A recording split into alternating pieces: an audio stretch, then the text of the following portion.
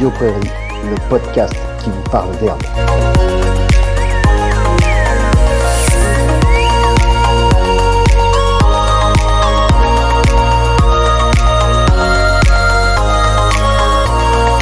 Et bienvenue dans Radio Prairie, la seule radio qui vous parle d'herbe, de prairie et de pâturage. Et cette semaine, Luc laisse sa place à un invité, Rémi Delagarde, qui est ingénieur de recherche INRAE à Saint-Gilles également.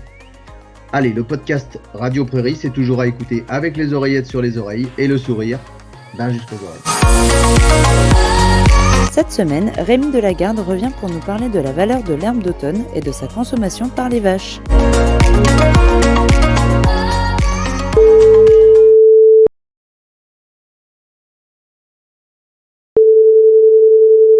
Bonjour Rémi. Salut Florian. Comment vas-tu? Écoute, ça va. Bon, on a repris la rentrée. Eh oui, on a repris la rentrée. Avec elle, qui dit rentrée dit automne, et qui dit automne sur Radio Prairie dit herbe d'automne, valorisation de cette herbe-là. On s'était déjà appelé en fin de printemps, et là, on avait envie de discuter avec toi. Puis toi comme nous, on est des vrais fans de vrai faux. Et donc, du coup, on avait envie de te soumettre un petit vrai faux sur l'herbe d'automne, si tu en es d'accord. Très bien, pas de souci, on y va. Nous, la première question, c'était un peu vrai ou faux. Est-ce que l'herbe d'automne a une faible valeur alimentaire? Alors, cette question-là, elle est effectivement récurrente et je crois qu'on se la pose dans toutes les régions et elle est logique, elle est pertinente comme question. Alors, pourquoi? Parce que je vais faire une réponse un peu de normand, c'est-à-dire ça dépend. En bon breton. En bon breton, on a toutes les possibilités à l'automne, effectivement. Et c'est la saison où on rencontre la plus grande variabilité sur la valeur de l'herbe. C'est-à-dire qu'on peut avoir la meilleure herbe possible. Moi, dans toutes les mesures que j'ai faites, mes meilleures valeurs alimentaires, c'est celle d'automne, mais mes pires valeurs alimentaires, c'est aussi celle d'automne. Ah oui. Donc, je te donne quelques exemples. Pour moi, les bonnes situations où on a de la bonne herbe à l'automne, c'est quand on a plutôt des étés chauds et secs, où on a bien pâturé, c'est-à-dire qu'il n'y a pas trop de résidus. Et puis, en fin d'automne, là, en fin d'été, on a des beaux orages, on a des fortes pluies, et il fait encore chaud, et donc ça se remet à pousser tout à fait correctement. Et cette jeune herbe là qui pousse, elle est feuillue, elle est forcément feuillue à l'automne. Et souvent, elle est très riche en MAT. On peut être autour de 18, 20, 22% de MAT. Elle est très digestible, donc souvent c'est de l'herbe qui fait plus de 1 UF par kilo de matière sèche. Donc vraiment cette herbe-là, c'est de la super herbe, elle est aussi bonne que la petite herbe fine de mars-avril du printemps. Ouais, c'est ce que j'allais dire, c'est les mêmes qualités. Ouais, tout à fait. Et alors par contre, on peut avoir la pire parce que en fait, si l'été, ça a continué à pousser, peut-être un peu comme cet été, que le pâturage n'a pas été trop bien fait, c'est-à-dire qu'il reste pas mal de tiges, qu'il n'y a pas eu éventuellement de fauche de refus et que c'est tout jaune, et que les pluies d'automne sont pas très importantes, et que du coup ce qui repousse est pas très important dans l'ensemble de ce qui a pâturé, et là on a quelque chose qui peut ressembler, je dis pas à de la paille, mais pas loin, quoi. C'est-à-dire ça peut être 10-12 de MAT, une faible valeur UF, et voilà, quoi. Donc ça c'est la situation possible. Et la réalité des choses, c'est sans doute un peu entre les deux, quoi. C'est-à-dire que, on a un mélange, souvent à l'herbe d'automne, on a un mélange entre de la très bonne herbe très, très verte et puis de l'herbe entièrement résiduelle qui est un petit peu moyenne.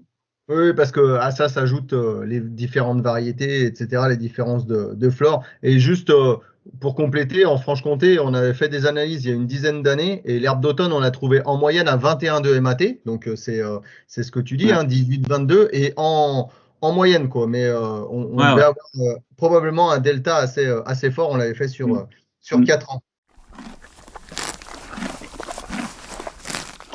Alors, autre chose qui pourrait expliquer qu'on n'arrive pas à la valoriser aussi bien qu'au printemps, ce serait le fait qu'elle n'est pas appétante. Est-ce que cette herbe d'automne, est-ce qu'elle n'est pas appétante, en fait, tout simplement? Alors là, on rejoint des notions de choix alimentaire ou de valeur d'ingestibilité. Donc, effectivement, sur les prairies qui sont de mauvaise qualité, évidemment, on va avoir des faibles ingestibilités. Mais l'aspect d'appétence, il peut y avoir d'autres problèmes qui arrivent à l'automne qui sont un peu spécifiques de l'automne. Par exemple, il faut rappeler que on est à la fin de la saison de fourrage, il peut y avoir une accumulation de tout un tas de zones de refus. Quand on a fait beaucoup de cycles de pâturage, il commence à y avoir pas mal de reflux. Et moi, je pense surtout à tous les troupeaux, tous les élevages où il y a beaucoup de complémentation toute l'année. Et par exemple, un éleveur qui donne moitié ration toute l'année en complément fourrage, eh ben, ça veut dire qu'il va augmenter son chargement au pâturage. Et en fait, les animaux mangent dedans et ils viennent bouser dehors. Et ça, ben, forcément, à la fin de la saison de pâturage, ça fait un pourcentage de zone de reflux très important qui peut effectivement créer quand même des soucis d'appétence pour les vaches, quoi. D'autant plus si on a un poil loupé de temps en temps la gestion de l'herbe, quoi. On Ouais, en accumule plus, ça ouais. encore plus. Okay. Alors, il y a d'autres facteurs impossibles, c'est-à-dire qu'à l'automne, on sait bien qu'il y a aussi un peu moins de soleil, donc un peu moins de sucre dans la plante. Les vaches aiment le sucre, ça c'est connu. Mais en même temps, il n'y a pratiquement pas de vraies études qui montrent qu'augmenter la teneur en sucre ou réduire la teneur en sucre, ça bouge l'ingestibilité. Il y a eu plein d'études sur les choix de variétés, par exemple, on n'arrive pas pratiquement rien à montrer, quoi. Okay. Alors après, est-ce qu'il y a aussi un effet saison en tant que tel, les jours décroissants, est-ce que ça démotive les vaches? J'en sais rien. En général, au moment de la Toussaint, on ne s'éclate pas forcément beaucoup. Mais ce n'est pas un problème d'herbe d'automne, quoi. On a presque la sensation de temps en temps aussi que elles sont.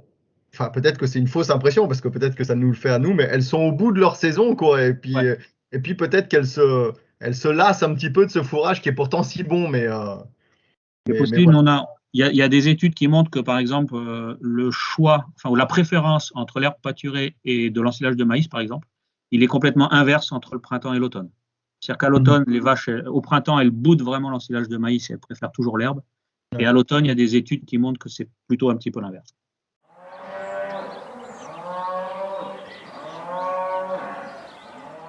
Et puis enfin, l'autre idée reçue qu'on pourrait avoir aussi, c'est finalement, il faut beaucoup d'azote soluble pour complémenter cette herbe, peut-être même pour anticiper la transition, etc. Mais en tout cas, on a cette sensation des fois en discutant avec les éleveurs qu'il faut beaucoup d'azote soluble pour complémenter cette herbe.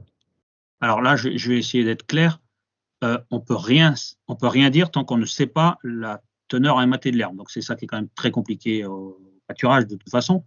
Mais en gros, si l'herbe est verte, si on peut l'arracher facilement avec la main, et si l'herbe est verte, il ne peut pas manquer d'azote dégradable, parce qu'on est sur des teneurs amatées supérieures à 15 et il n'y a aucun problème. Alors sauf si évidemment il y a 3/4 de ration à l'ensilage de maïs, sans tourteau par exemple.